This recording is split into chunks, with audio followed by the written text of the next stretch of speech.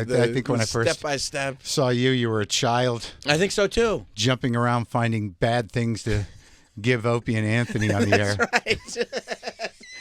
That's exactly what I was doing. Your ridiculous afro. And now it's gone. Look at you, though. And they're gone. You everybody's gone, man. Everybody's gone. You better watch the door. I know. Yeah, I know. Luckily, yeah. I don't think I've got it down to a place where there's nobody to kick me out. Right? Oh, no one even runs this place anymore? I don't think so. I don't think so. That's good. You just hang around long enough. I mean, you know, you worked in radio for a long time. You could tell you worked in radio. I feel like it never leaves you. When you sit down, you're the only guest that knows how to put headphones on and talk into your mic and test things. It's like, don't look at him for 10 minutes. Yeah, Do I need to? Right. Do I need to wear them? Yeah. Yeah. Like, well, I mean, I spent my life on these mics. I did radio long enough to know what it's like to do radio and be looking at a guy across from you, hoping they don't shit the bed. Do you ever miss it? Do you ever miss doing actual radio? Actual radio. No, but like I do have I do like doing good morning shows. Mm-hmm. Like if I'm on the road or something and there's a crew that really clicks and they can do it, it's exciting. Yeah. I mean, there's really nothing like getting up at 3 a.m. to be on the air at 6, to be manic enough to carry people through their sad drives. That's right. It's a good bit of business. I used to like doing it because I'm kind of an adrenaline, immediate gratification guy. Yeah. And once you figure out how to do it, it can be fun if it's moving. For sure. And do you miss the daily grind at all? Like, because why would I miss that? That's right. I mean, my grind is heavy enough doing the podcast twice a week. And doing how we do it and putting what we put into the interviews. But getting up every day, you can't. For morning radio, you can't have a life in any real way if you're doing that. No. You just feel like you've just been hitting the head all day. That's right. Hitting the head all day, and then by 5 p.m. you realize I got to wake up and do it tomorrow. I got to figure out what's going on. I got to figure out what I'm going to talk about tomorrow. Oh, and then like if it gets past like 8:30, you start to panic. That's right. Like if I don't get to sleep somehow, my entire day is going to be more fucked than it was had I got. You know what I mean? It's just crazy. You start counting hours. Oh, you're like, the worst. 8:30, 9:30, 10:30. Yeah. I could still get. Yeah, and then if you're like, even if you don't, like, you figure out when you do morning radio just where to get the sleep. It doesn't have to be in a row. No. You're just sort of like, all right, I can knock out 2.5 hours now. I get 20 minutes over there. Yeah, and then I'll have time to eat with somebody, eat dinner at like a person. Yeah. And you're still in a zombie state. Totally. Yeah. Totally. So actually, as we look back on it, it was miserable. It was a miserable existence. It was miserable, but the urgency of it was pretty exciting. Yes. It was pretty fun. I mean, when you got a good crew of guys, that you're working with every day, and you're laughing and you're figuring out new shit, it's kind of fun. Yeah, and then stuff actually happens spontaneously. Sure. Well, I mean, it used to be back on that old show that you guys were on. I mean, you never knew what the fuck was going to happen. You didn't even know if you wanted to be involved with it. Right. At a moment's notice, your whole career could go up in smoke. You're just in the studio. They're on a break, and they're bringing somebody, and you're like, I think I got to go. Yeah. I don't know if I want to see what that woman can do with whatever it is she does. And then they go like this, no, it's going to be fine. It's going to be fine. It was never fine. It's never fine. Just awkwardly trying not to be involved in a recorded conversation. Yeah, figuring out like, I can't be rude and leave, but I can't be on record either. While Anthony is like saying something like, I'm really got to get out of here. Yeah. So, interesting that you feel that way, Anthony. Yeah, like I was saying something funny. He was funny though. There's a thing he said that was still one of the funniest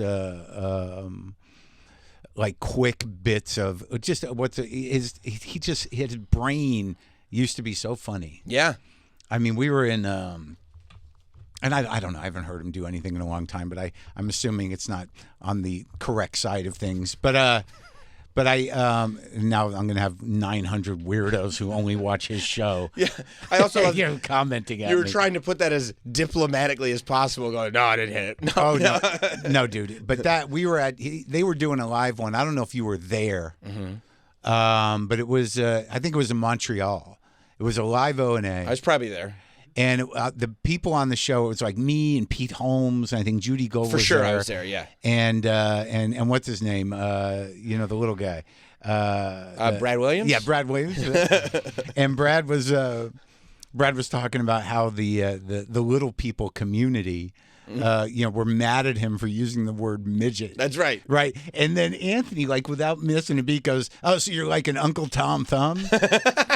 And I was like, where does that even come from? Just the immediate like just the connection. I tell that story a lot because I thought it was one of the funniest things ever. It so really quick. is. Quick. And you marvel at stuff like that when somebody can be that quick. Like I haven't even processed what he said. You already have. Yeah, he could do it. Yeah. I also think about like back then. I remember when you came in on O&A and you were like, "Yeah, I'm trying to do this podcast thing. I don't know." Yeah. Like it was kind of like the beginning, and I think people take for granted now. Now any comedian says I'm doing a podcast, it's like, well, of course that's what you should be doing. Oh yeah, but back then people were like, "Well, it's sad. Maron can't get anything going." Yeah. It's like it's come to this. It was like you just gave up. Yeah, he's going to record in his garage for no money, and you're going to talk to other comedians. Yeah, like, how's that going to work out? And then have you gotten reflective at all now that you've said like WTF is ending? Yeah, sure. I mean, as reflective as I can get, operating at a full load of panic all the time. There you go. A little short in the studio. That's right. I can hear myself. I told you there's nobody running this place anymore. Yeah, well, I get it, but I know the mic didn't just go out. But no, I'm reflective. It's a big decision to draw something to a close by your own choice. Yeah. And having complete control over something for as long as we did. I mean, we did something in a very specific way, and it was very. It was always very important somehow. We were never just generating content. We were never just dumping, shit out into the world. Brendan and I worked in a very specific way, very hard on all of those interviews, and we did them in a very, it had a purpose.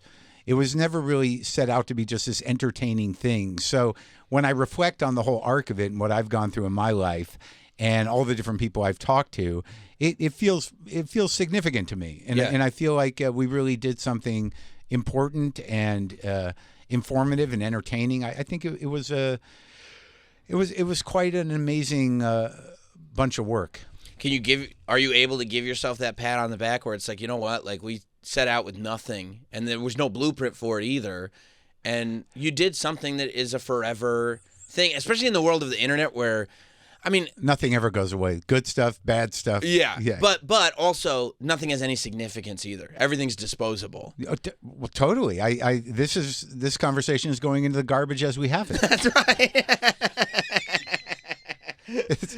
It's in one ear and out into what? Nothing. Nothing. It exists right now, and then it's over. But to say like no, you did it. You know what I mean? I do feel, and whether people want to give me credit or put me into a proper perspective in terms of the medium. Mm-hmm. Yeah, I do feel that just by coincidence and my particular skill set and just the cosmic moment that we were able to be at the ground floor of something that really changed media. In a lot of ways. And I think that the way I did it informed a lot of people how to try to do it a different way in conversation. So, yeah, I'm able to feel good about that and feel good about myself. And then, but yet still I do battle with the resentment of others.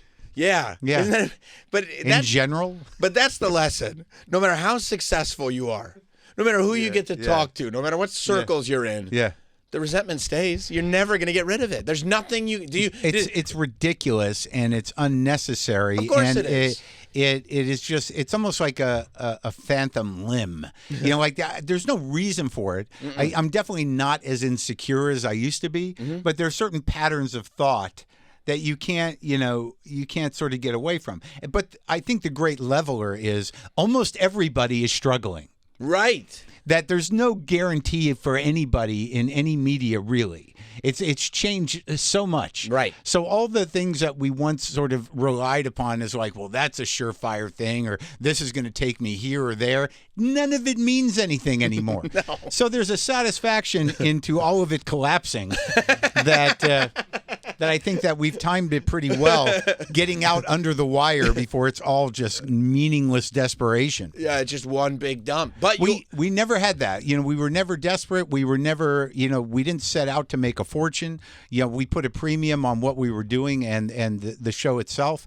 And I'm telling you, just by timing and whatever particular talent I have for this thing, it worked out. And when I started that thing, it was not working out, dude. Right. So it's all kind of a miracle, and I tried to let the gratitude carry me, Sam. We should, and that's what people know you as. Yeah, Grateful Mark, they call me. Mark. Yeah, we're getting T-shirts with that on it. But yeah, but I also think that, and it's funny that you talk about, you're not just making content, because when you started, that wasn't a thing. You weren't. I don't like the word, and I think that a lot of what's happening, and we never set out to do a video show. People are always, well, they're not always. That's funny when you say people are always, it's one guy on Twitter. And it's bothering you a lot. People it's in your are head always, some guy without a real name is taking up space in my resentment box. So... No, I mean, it was there was never we never set out to do video. And when things started shifting towards video, we're audio guys. And that was our skill set. And it was what made the show great. Right. But you never even videoed it for yourself? You didn't have just a camera going to be no, there's nothing. Incredible people in my garage? Not really. I take bad selfies of everybody. And I mean, it might be, in terms of visibility, it might have been a liability after a certain point. But the truth is that, good audio, like a good radio show or a good piece of audio, is really much more intimate. You can get done. It's easier to edit in certain ways, for sure. And also, it takes a load off the people you're talking to, off of you, to not have to deal with the camera. I think most people that do video, who watch I think most people are engaging with video podcasts passively. They're probably listening to it more than they are watching it, and I get the whole thing. But we do an audio is its own art, and that's what we did. Yeah, and there is something about the thing that's great about audio is you are with your listener, you are with that person as they are doing X. Yeah, totally. Whatever they're doing in their life, you're now a part of that. Wrestling with a gun. Right. Sweating with a bottle of pills. Do you take that as a lesson? Do you take any comfort in knowing that there is no cure for this resentment, that you've accomplished enough that you're not, that's not a finish line that you're looking for? What's interesting, to be honest with you, is that, I do not like the resentment. It's different. I don't really resent other people. A lot of people, consider, they think I'm jealous of people, or that part of my particular cantankerous disposition is out of jealousy. It's not out of jealousy of individuals. It's always thinking that I should be in a different place. It's not like I want to be that person, because I'm aware enough to know I'm not even available for that job. I don't want those listeners. I don't want, but there is always this sense that am I being appreciated enough? Am I at the level? And I'm at the perfect level, and I am being appreciated enough. Yeah. But there's this always this part of me that's ridiculous. That's sort of I could do arenas. I see. I'm perfect for an arena. Right. But I do a bit in my act now where I say, I could do one arena probably if it was somewhere in the middle of the country, and I could just bust my fans in, buses for the Maron show leaving out of Whole Foods parking lots in these cities. I'm killing every show. I'm doing one show this year. That's right. Everybody come to this one arena. Well, people will travel. I mean, I do have those kind of fans. Yeah. But ultimately, it is sort of the difference between, getting into this to be, some sort of tribal leader, or some sort of, where winning means money, and where getting the viral clips are what determine someone's success rate. And I just don't live by that metric. The type of reaction I get, especially now that we've announced the ending of the show, is that the type of gratitude I get from people through emails or through DMs or through posts or whatever, through articles written, is that my show resonated in a very personal way, and it is indicative of being very open and fairly naked about my struggles on the mic. That the type of service or companionship I provided was kind of essential, and in some ways, and I'm not exaggerating, kind of life-saving for some people. And I don't think there's anything more rewarding than that. Yeah. But in terms of the resentment, what I'm trying to do now as a proactive measure is, instead of resent things outside of me, just redirect the anger at myself like Perfect. it used to be. Yeah, sure. Just Self-loathing. That's right. Get that back. Like good. Never feel quite comfortable. Always wonder, like today Look, man, I do these video hits now. And now every goddamn show you do, whether it's a radio show or not, you got to wear a nice shirt. You got to comb your fucking hair. And so I've got 3 shirts, and I've got 2 pairs of pants. And if you watch my TV appearances, you're like, holy shit, he really does only have 3 shirts. And, new jacket. He got a new jacket. Yeah, and people can track that. Well, on Conan, I used to just like keep trying with every outfit possible. And then it was just sort of like, this guy has no idea who he is. So now I've realized that if you just do the Einstein thing and have 1 or 2 suits and 3 shirts, you're good. Almost like a uniform. Yeah, kind of. Yeah. I got boots and some jeans. I pulled these jeans out. I haven't worn them in a few years. That's new. Whoa, that's huge. So, but no, I actually met with a stylist this morning, which I always feel like a doof for doing that. Yeah. But, I can wear clothes. Sure. Like, she's putting on these clothes. I'm like, I would never have even looked at this in the store. But it looks fine. I can't shop for myself, and that's not an entitlement thing or a success thing. It's just like, if I go into like a Bloomingdale's, within minutes I'm exhausted. I don't know where to start. And then I look at shoes and I'm like, but are these cool? And then there's that sort of spiraling down the drain. This woman shows up with a pair of loafers. I'm like, and I wanted loafers. It's summer. I said, like, why not have a nice pair of loafers? And I went to several stores on my own. I'm like, none of these are good. And she just brought one pair. I'm like, these are perfect. I'm so glad that this is your job. It's also like going to a trainer who you're like, the trainer's going to tell you exactly what to do in a gym. This person's just going to tell you, and you put a trust in them. Sure. I do a trainer too. And like, I don't know. I know I'm in pretty good shape, but see, that's the other thing, Sam, is that there's some part of me that thinks that, like, if I just focus a little bit, I could have abs and shit. But what do you need abs for? That's a good question. What do you need them for? I don't need them, and I'll never get them. Right. But why not beat myself up for not having them? Why can't that be a lifetime thing? A million other things that you're focusing on. You think you should focus on abs. No, I'm quitting WTF because I'm going to get abs. Yeah, right. Well, the thing is that you can, but if you see guys my age who are like, looking all shredded, you got to know in a very deep way, that's all that guy does. Yeah. That's his whole life. And also, there's something really wrong. There's something really, they really desperate. Yes. It's sort of like, well-defined, fear of death going on. Oh, very much so. Yeah. I got a couple silver bracelets. I'm half rock and roll old guy. But you're not full Rich Voss, who's just jewelry head to toe.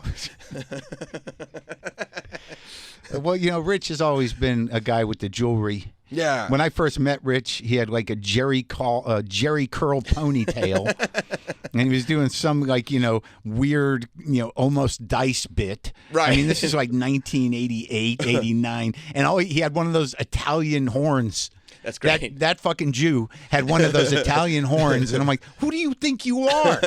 What is happening? But I think Rich has settled into a good look for his old self with his dumb hat. And a hell of a sneaker collection. How's Jim doing? Are you guys friends or not? Yeah, 100%. Yeah? Is he all right? Yeah, he's good. He's good. He was he did it here, He done. That's what he said. He said, I did 20 years at Sirius. Yeah, I love Jim, and I always ask about Jim. Yeah, he's the best. I don't know. He's doing an advice podcast. Where he gives advice. I saw Voss, out in L.A., and I always wonder how Jim's doing. He'll text me occasionally, Jimmy will, and I hadn't heard from him in a while, and I said, hey man, how's Norton doing? And then Voss goes, he's great. He's got a beautiful wife with a huge cock. I mean, you got the scoop. That's kind of what's going on right now. I love Rich. I love Jimmy. And it's so funny because, the great story about Voss is after we had Obama on the fucking podcast, people were like, how are you going to follow that? We're like, with Rich? Rich was like the next podcast we had after Obama. Well, you got to get back on track, right? You got to bring it back down. It's like I know everyone's on the same field for me. It's just a guy talking to a guy. That's great. That is great. Well, the show that you're promoting is Stick on Apple TV. Yeah. Which is, it's a great show. Did you like it? I did like it. I thought it was really funny. It's touching, right? It's touching. It's got heart. Yeah. You know what I mean? It's full of heart. You know, it's funny where, well, go ahead. Maybe I should promote properly. You done asking a question? No, I was going to ask you if you knew anything about golf before you start. You play like a curmudgeonly... Ex-caddy? Ex-caddy, who's kind of just like a scammer. I didn't know anything about golf. I can't say that I really do, but I mean the dynamic that I saw in the scripts was that, you know, it's really about two guys who are been through a lot of shit. I mean, I think they're relatively down on their luck or sad. Mm-hmm. And, you know, that relationship between a caddy and a golfer is a very sort of codependent, supportive relationship. So the idea of a relationship like that has become really just best friends, and yet there's still this sort of, you know, chemistry of the past with both of them. I thought it would be interesting to do that with Owen. Yeah, and I think too, I love that's how you describe the relationship, because Owen Wilson does such a great job of clearly being a good person. His character, he's a good person, but also has clearly done all kinds of scummy scam. Like, he's a scammer, but he's a good guy, and you guys have this. You're toxic people, but you do have a good, healthy friendship. But you know it's what like I mean? It's toxic in that weird way where, you know, he's his own worst enemy, you know, and he's not been able to sort of overcome his past, and you know, he does what he has to do to survive. And I think golfers, not unlike comics, you know, when you have this single talent that enables you to live this rogue life, it attracts a certain type of person. For sure. I mean, obviously, golfers are more disciplined than we are, the comics. But there is a similarity to having a singleness of focus, and also the freedom to kind of live your own life. Well, and also, you know, I mean, comics will tell you that they'll ruin their lives over comedy, the same way Owen Wilson's character is describing kind of golf taking and finally well, there is that thing about chasing something, and I think that's one of the reasons why I can't, you know, play golf. You know, like with jokes, you know, or with bits, you kind of know where you stand, you know, right away. It takes a long time to get good at it, but you know, that's my chosen path. But not unlike any other compulsion, you know, like with blow, right? You do some blow, you're going to get fucking jacked. You know, if it's good, you're going to get jacked. You're going to smoke some weed, you're going to get high. Right. You're going to drink that shit, you're going to get fucked up. Right. And, you know, it happens pretty quickly. Okay? So those are pastimes, you know, and I don't do any of those anymore. And comedy is something I've worked hard to become good at. Yeah. And I think I'm better than I've ever been. But when I look at golf at this age, and I know what's up. Like, you know, if you get out there and you hit one good drive, and you don't know how to play golf, you're going to be chasing that, whatever that coincidence was, for the rest of your fucking life. And I don't have the patience. Where's the satisfaction of being okay at golf? That's right. That's right. You know, like, like a lot of guys say, like, well, we get to hang out. We hang out with the guys. I'm like, I don't got no guys. You've never gotten there. No, I just don't have, like, there's no world I'm going to say, like, well, me and the boys. You're not here for the hang. I never have been, really. I mean, I'll go hang out with comics, and that's a big part of my social life, because I understand we're all brothers in a certain way, and sisters. But when you hang with comics, you're doing it at the club around the gig. Sure, and I have a couple of friends who are comics, but there's a shorthand to it all. Yeah, and so like in terms of camaraderie, you know, I've got, what was that old joke I used to do? You know, I hate people who say they have a lot of friends. You don't. You know, you only need two. You need the main guy and the guy you go to when you drain the main guy. You know, like, you're tired? I'll call the other guy. You know, hey. I think that's right. So you got your guy and your main guy, and they don't golf, so why would you golf? That's right. And one of them lives here, one of them's in L.A., and, you know, we go out. But you never, like, had, like, a part where you were, as you were getting more famous, where, like, executives, you had to impress executives that wanted to meet you out on the course. Dude, if I had only known how to do that, I wouldn't have ended up in my garage. It would have been a different story. if I'd known that the PA is going to be the boss someday, before I yelled at them, that's right. Said something shitty. Yeah, my respect for the other side of the business has never been that healthy, and I got a big mouth, so I was able to keep a good distance, right, a healthy distance from anyone who could make me successful in show business for a long time. Yeah, that's great. I'm very proud of that. That's great. That's a good accomplishment. Yeah, thank you. Yeah, I mean, but I would always be afraid of because I don't know anything about golf. Yeah, but I would always be afraid that what happens if one day like Obama goes like, oh, I'm not doing anything this afternoon, but I love golf. You want to go play golf? I don't want to have to say no, I don't know how to play golf. Oh no, you can say no, but I'll come. Yeah, exactly. Oh, that's just what we want. A guy who doesn't play, riding around on the cart. Can I just hang? Can I drive the cart? That was good, right? I think that looked good. Did he get it in? So I don't know. They sent me clubs.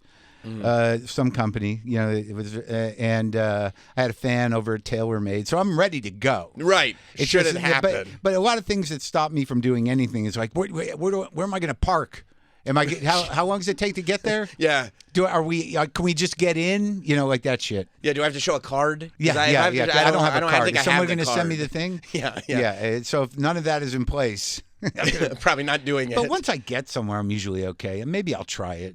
I did hit some balls around. Sure. I mean, what else are you gonna do, right? Yeah. Well, sit on outside. You could. Well, when we were doing the show, that was the nicest thing about it, really. Outside of doing the show, which only happens in 3-minute increments over months. Yeah, we were outdoors most of the time, and you could just hang out. Is that all you do when you're on set and nothing's going on? You're just hanging? Or I'm in my trailer going, what the fuck could they be doing? How long is this going to take? It's outside, Yeah, we just had Bryce Dallas Howard on, and they said that she was literally doing full watercolor paintings. Well, I have to learn how to just somehow use that trailer time differently. It was fortunate on Stick because I figured out how to sync up the Samsung TV with my phone so I could get my Netflix and my Criterion channel and my Sure. So I was able to rewatch all the Tarantino movies, all the Godfather. So they'd be on set and people are like, don't you want to prepare for the scene? It's going to take a minute and a half. Yeah, I got it. I think I've got the 4 lines and I'm right where Fredo's going to get shot. I'm gonna do the Fredo thing, I think. Yeah. I'll be okay. I'll freshen up when I get out there. Do you want to get to a point where you're playing arenas? Is that as a comic, as a performer? What I know about myself and really, I'm very comfortable in the work I'm doing and the audience I have. Yeah. And, I have no fear about it. I do think that there is a way to play arenas, which I've done a couple of times. that was funny because all these guys. I did that. I can do it, sure, but it's not really what I do. But I understand the cash grab nature of it. Oh, yeah. You make a lot of money playing. Yeah, if guys can do it and they've got the draw, right? It's you're making bank, dude. Right. But is an arena a great place to see comedy? I don't see how that's possible, right, but people do it. Yeah. For me, if I've got, if I've got 850 in a theater, that's a perfect number for me because I can keep it intimate. I can still riff a little bit. I can find a zone with them and make it one thing. And I can play, a couple thousand and it's okay, but you got to change your timing. You're waiting longer. The engagement is different. It's a different job. Listen to me. That's why I don't do it, Sam. That's why I don't do the 15,000, 20,000 That's the only reason. Because I can't get the vibe right. But no, it was... It was funny. I'll tell this story because at least here it'll land with the people that listen to you that don't fucking hate me for whatever dumb reason they have. So, well, we don't hate you. Well, I appreciate that. Yeah. I don't hate you. Yeah. There's just going to be 90 people on Twitter going I hate this woke fuck. Yeah, just a comic, you idiots. So, that was funny what he said about Jimmy. Fuck Jimmy. So whatever. But I'm doing the Comics Come Home thing for Leary, and I've done a few of those. I was there at the second one, but he had me back the last one, and it's in the Boston Garden. What's that called now? The TD Center? Yeah, TD Center, Banks, right. Yeah, so I'm kind of excited, because, one of my first, when I was starting out in Boston, I remember, coming up and I remember doing a guest spot at Nick's Comedy Stop in Boston. You know, this is like a year into comedy. It's a 10-minute spot on a show, and I had to follow Leary. And I just remember, like, that guy, even if he bombed, he was going to blow the room apart because of the intensity of it. So he kills, and I get up there, and I try to jump into his zone. And I bomb so hard that I still feel it now. Like, I feel it now. Like, I can still, if you give me a second, be like, God damn it. That was the worst set. So, like, whenever I get an opportunity to go back to Boston, I'm like, I started there. This is going to be great. I'm a made guy. I'm going to be on this arena show. So I'm excited about it. It's me and Pete Davidson, Pescatelli's there, Bobby Kelly, Burr, that kid Edelman, a bunch of others, right? Yeah. Leary's hosting. So I'm kind of psyched. Full circle, you know. So, you know, we get to the gig and, you know, it's the day of, and he's going through the lineup where he's like, all right, so he's reading off names. And he's read off like 10 names. And I'm like, when the fuck am I going on? So then he says the worst words you want to hear. He goes, all right, then Bobby's going to go on, Bobby Kelly, then Maron. And I'm like, what? Bobby now. We got to fucking follow Bobby? You know, and then it's Burr. Nightmare. So it's like Bobby, Maron, then Burr. And I'm like, what did you, I'm no diva. But I'm like, what the fuck? So now I'm like, really? He's like, yeah, you problem with it? I'm like, no, you know, I can do it.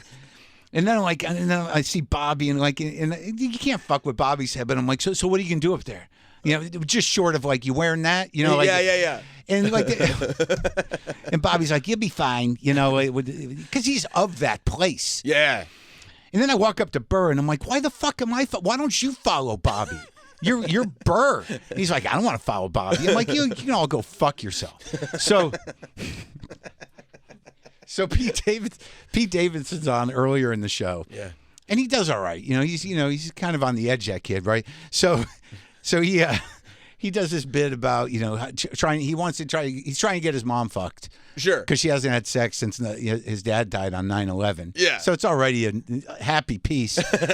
So he does 10 minutes on that. And then the closing line is like, I might have to do it or something along those lines. But all he talks about is getting his mom fucked. He does okay. Right. That's early in the show. And then like Bobby, like I'm waiting and I'm no longer having fun. I just know it's going to be a survival set in front of 18,000. Like I'm going to just try to keep my fucking head above water.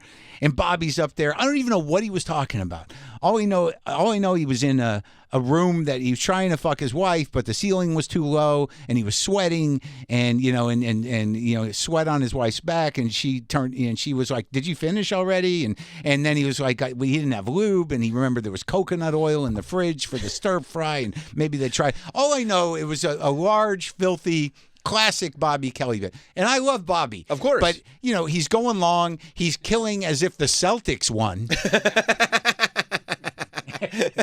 And I'm just backstage going, God damn it. And then fucking Leary. I love Leary comes up to me and goes, "Don't worry about it.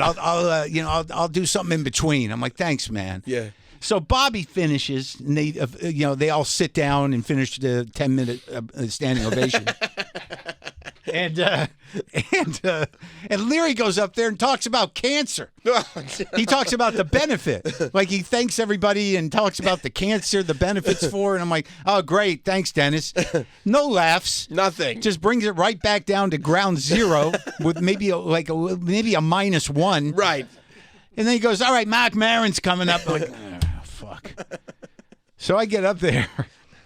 And thank God, I said, I like doing these things because I get to hang out with my friends, and it's not confirmed yet, but I'm pretty sure I'm going to fuck Pete's mom, and so that killed. Right? Great. So it got me Call in. back. We were all there for it. That's right. So it kept me level. I didn't bring the house down, but I survived, and I did a good set. Yeah. And I got off, and I was not thrilled.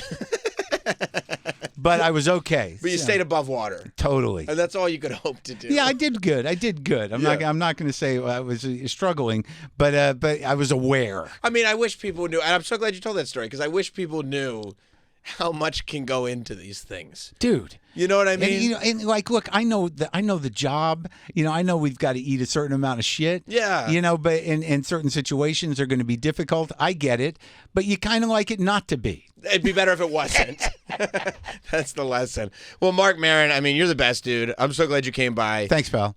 Stick. New episodes, by the way, going up every Wednesday. It's a good show. It's a good show. It's a sweet show. Yeah, there's like 4 or 5 up now. I know it's good because I could have just watched one. Yeah, but you get through it, but I kept watching. You get pulled into the emotion of it, because it's a found family of underdogs trying to sort of collectively and individually overcome these obstacles. And it's funny enough, and I think it was smart that they didn't go heavy joke stuff because it's got a lot of heart to it. Yep. And I was on set at times where because writers are writers, and this show is kind of like on that edge of kind of drama and comedy. And there were jokes for my character that were just clearly kind of writer room jokes, and I'd be like, why would he do this? Why would he say this? Yeah. This is just a joke. It's got no bearing on the character. Let's just let it sit there. I mean, it's it's kind of a sad show. Let it breathe. Yeah. And That's great. And I would hold the line on those things. Yeah, and you should. I mean, you should because it's great. I mean, sometimes you want that uncomfortable. You want that like there's ex-wife with new boyfriend introduction energy, and you want that because everybody can, whether you've been through it or not. That's more relatable than putting a button on it with a half-baked joke. 100%. All right, buddy. Good 100%. to talk to you. Good to talk to you, man. Everybody watch Stick on Apple TV, and we'll see you guys later.